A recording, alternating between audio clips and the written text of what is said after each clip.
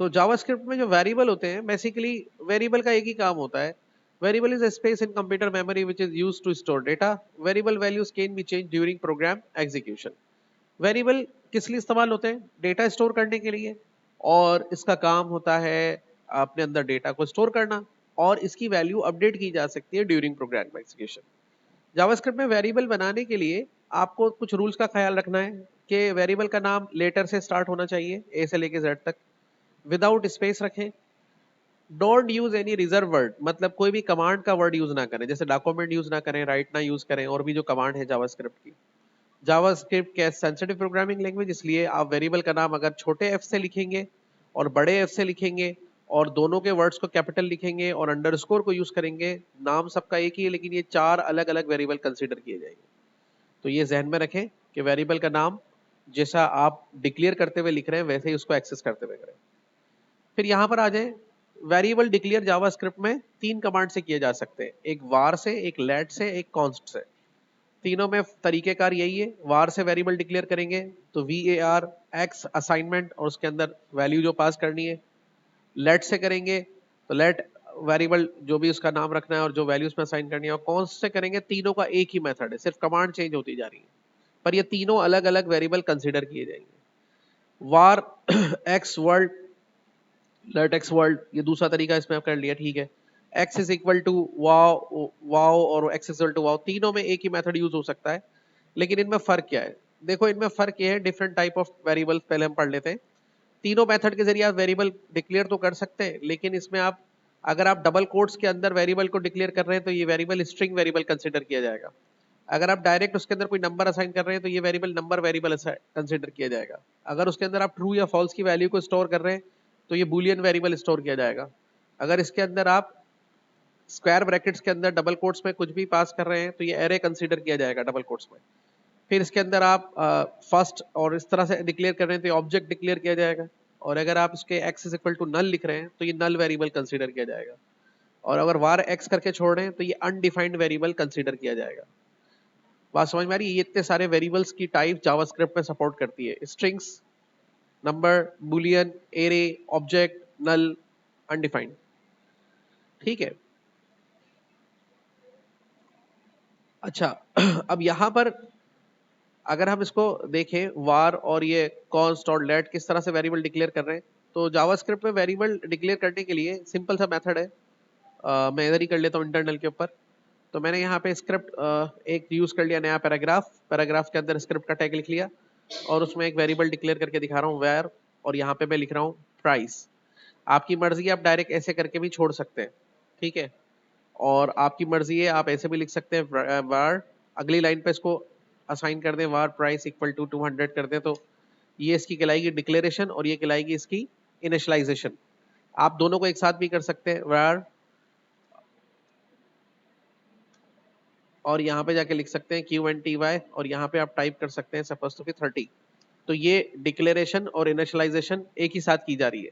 Declaration और initialisation, declaration का मतलब होता है अभी ये अनडिफाइंड है, इसका मतलब इनिशियलाइजेशन अब इसकी वैल्यू 200 हो गई, और यहाँ डिक्लेरेशन इनिशियलाइजेशन एक साथ कर दिया आपने तो क्वांटिटी डिक्लेयर भी हो, उसकी वैल्यू 30 हो गई। यहाँ पे आप 0 भी कर सकते हैं।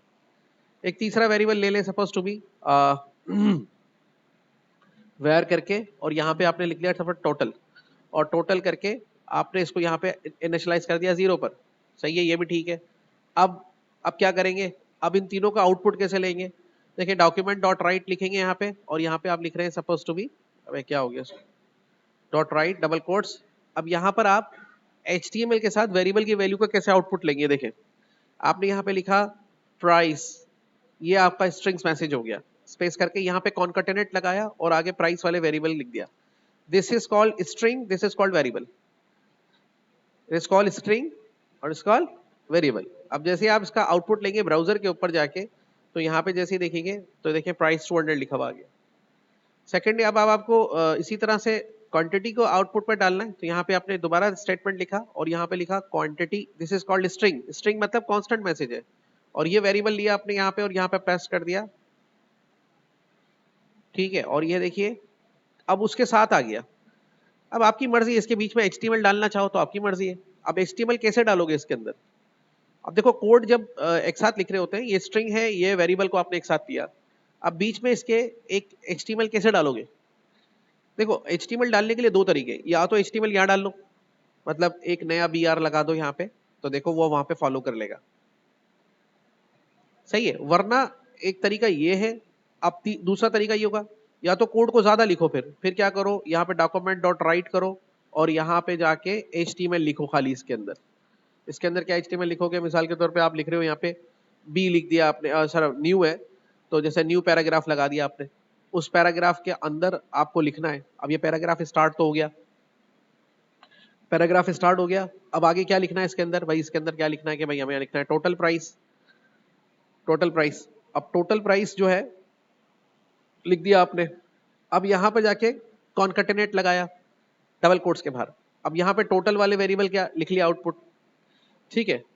अब प्राइस स्टार्ट तो क्या ऑफ कहां करेंगे, तो यहां कॉन्कैटिनेट लगाएंगे दोबारा से और यहां पे जाके इसको इस तरह से ऑफ कर देंगे।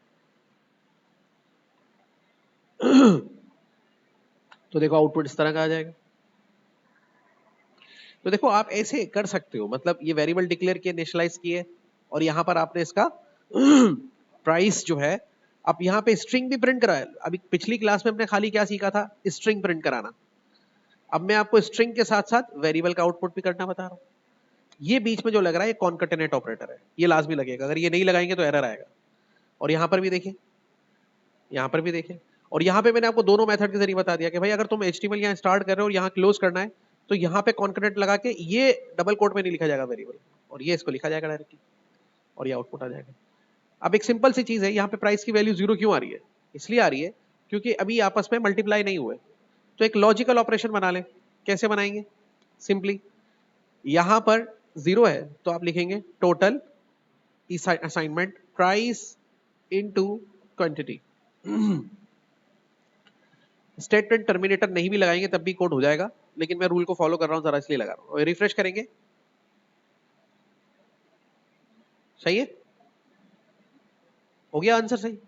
और यही चीज अगर आप यहां पे अपडेट कर देंगे सपोज टू बी, तो ये देखें,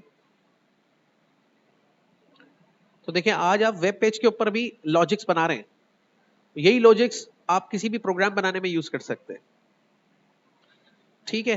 तो आज की क्लास में हमने क्या सीखा, वेरिएबल कैसे डिक्लेयर होते हैं, इनिशियलाइज कैसे होते हैं, डिक्लेरेशन और इनिशियलाइजेशन कैसे होती है बाय यूजिंग वार कीवर्ड, और उसको एक लॉजिक कैसे बनाते हैं, फिर वेरिएबल स्ट्रिंग्स के साथ कैसे आउटपुट लेते हैं, HTML और स्ट्रिंग और फिर वेरिएबल का कैसे आउटपुट लेते हैं, फिर HTML के साथ वेरिएबल स्ट्रिंग्स, फिर वेरिएबल, और फिर उसको कॉन्कैटिनेट ऑपरेटर, इसका नाम क्या है, कॉन्कैटिनेट ऑपरेटर, इसके साथ कैसे इसका ले रहे होते हैं, ठीक है।